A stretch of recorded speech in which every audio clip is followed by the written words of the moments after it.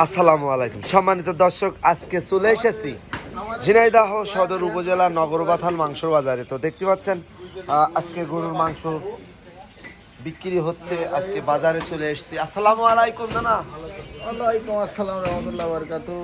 আজকে গরুর মাংস কত করে কেজি বেচছেন? 750। 750। আজকে কি গরু জবাই করেছেন আপনি?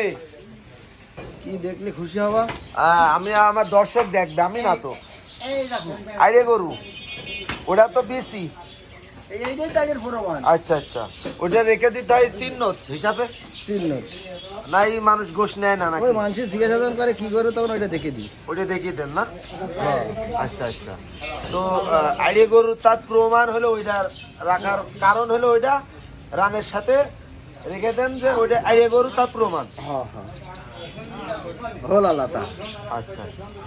সম্মানিত দর্শক, নগরবাথান মাংসর বাজারে আছি। আপনারা জানেন এখানে অনেক সুন্দর গরু জবাই করা হয়। তো আপনারা দূর দূরান্ত থেকে যারা আসতে চান অবশ্যই নগরবাথান বাজারে চলে আসবেন। ভালো গরুর মাংস আপনারা পাবেন, নিঃসন্দেহে চলে আসবেন আপনারা।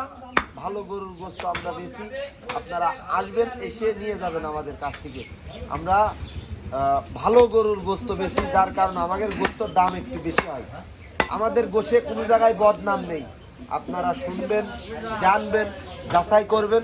আমরা কিন্তু গরুর গোস্ত দিয়ে থাকি মানুষের কাছে বেশি, কোনো বদনাম আমাদের গোশে করার ক্ষমতা কেউ রাখে না, কারণ আমরা দেশি গরু জবাই করি, আইড়ে গরু হয়, অনেক ভালো গরুর গোস্ত আমরা বেঁচে থাকি।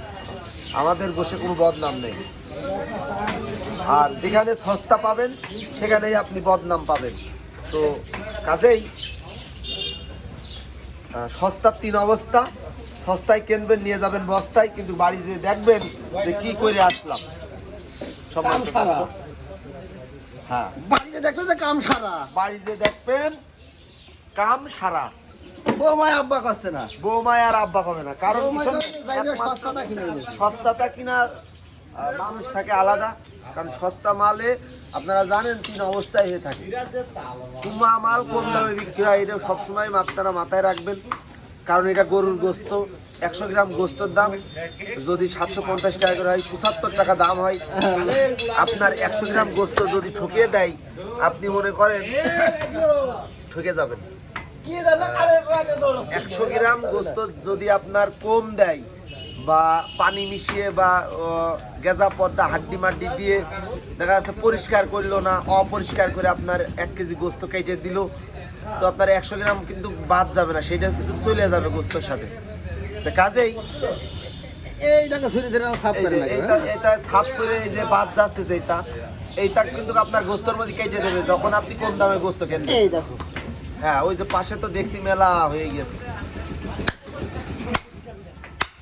তো সময় তো দর্শক, গোস্তর যদি ফ্রেশ গোস্ত কিনতে হয় তাহলে আমাদের নগরবাথানে চলে আসবেন।